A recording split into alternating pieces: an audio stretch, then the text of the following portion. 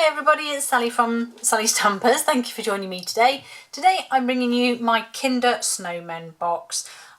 These cute little fellas came in a box of 6 and it was quite a long box.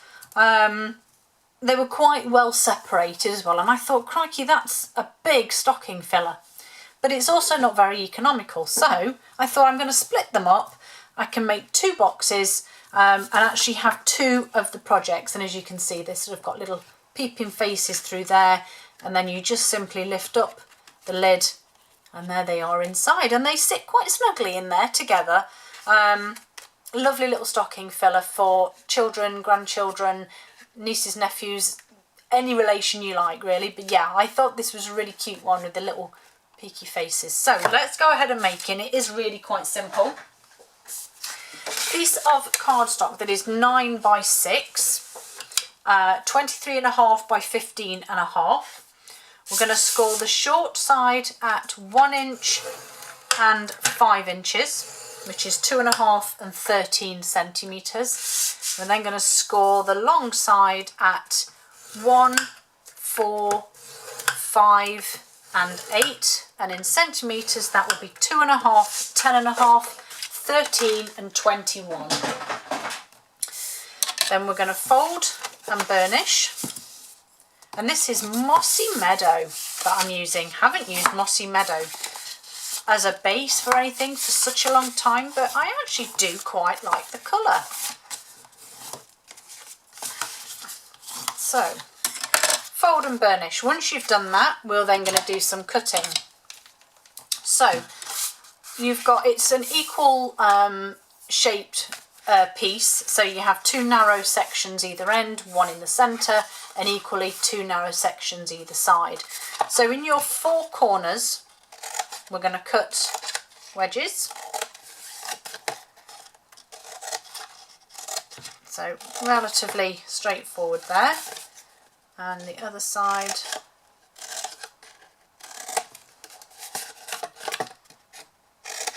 Okay.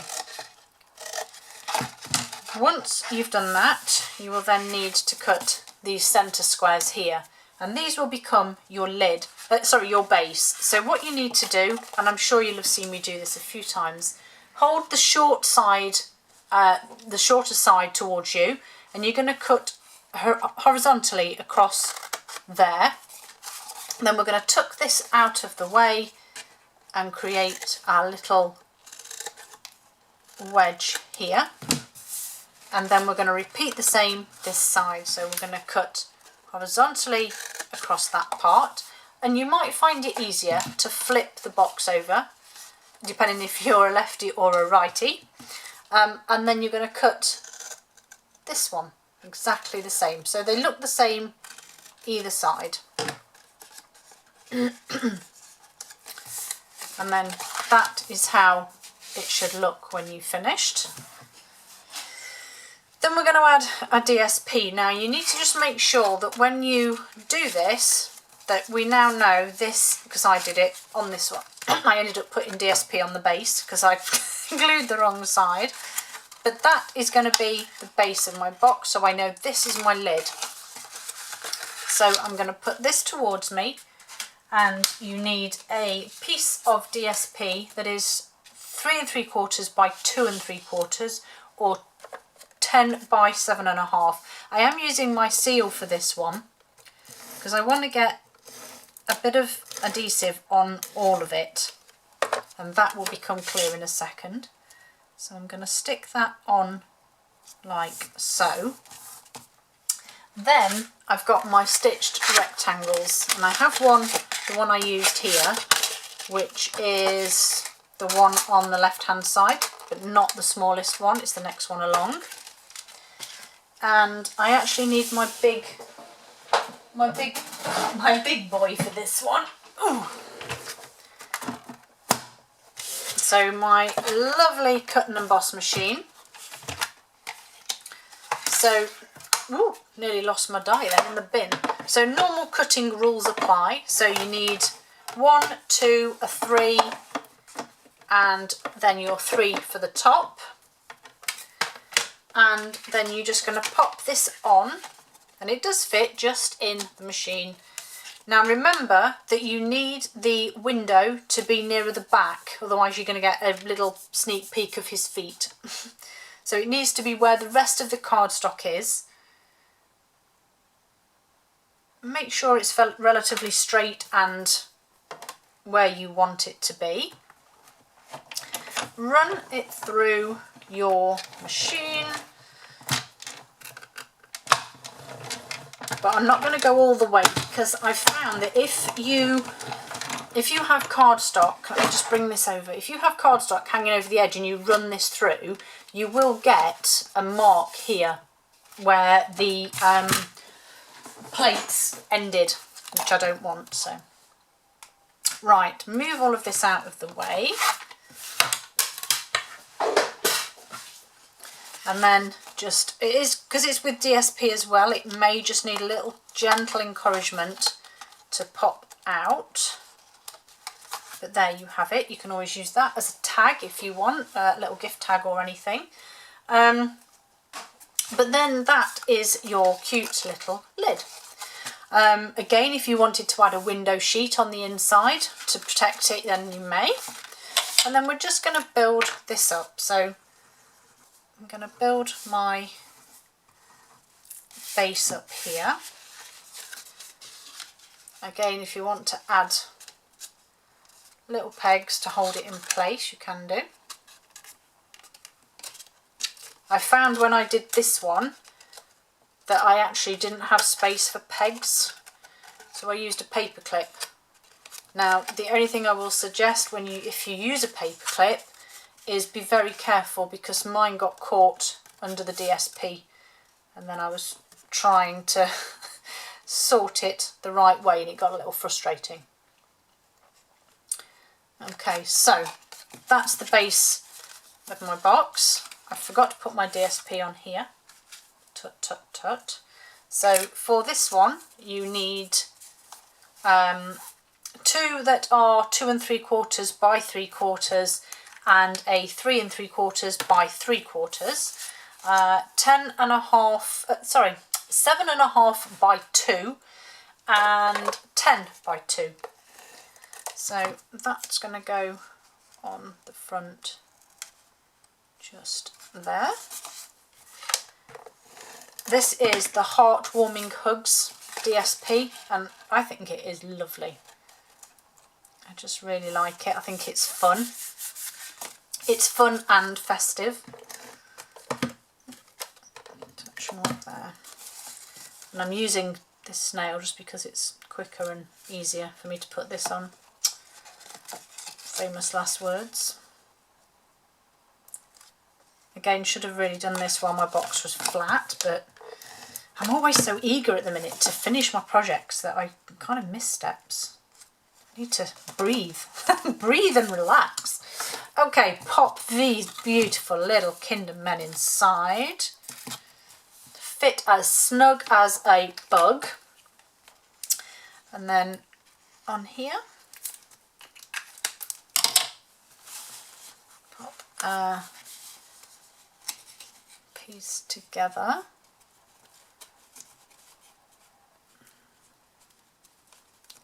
And I think I am going to just use a peg on that one because it keeps moving about. I'm going to do the same with this one while I just stamp my sentiment. So I have 3 small strips of the random DSP just to decorate the front with. I have my basic white here to stamp my sentiment, which I'm going to stamp in real red, just to bring that colour out. And I've used the fabulous Be Jolly. So a merry hello is my little sentiment. Pop that on there. Get rid of that, get rid of that. Give this a little trim. And no, I haven't used this. I haven't used this piece of card that's meant to be for something else, honestly. I did that on my last project. Such a fool. Right, so that's that. And then I am now going to bring in my mini, because I have these beautiful stitched stars. And I've taken the two smallest ones. I will show you in just a second. So I've taken the two, sorry, not the smallest ones, the next one and that one out of there. I have some real red here, and I think that actually is too large a piece, so I'm going to just trim that down. So pop these in here. I think this just added a little bit of fun. I didn't want bling on here because I felt this was more of a youngsters project and they don't really care for bling. So there's one and the large one, and then I just need to run this through once more for one more small.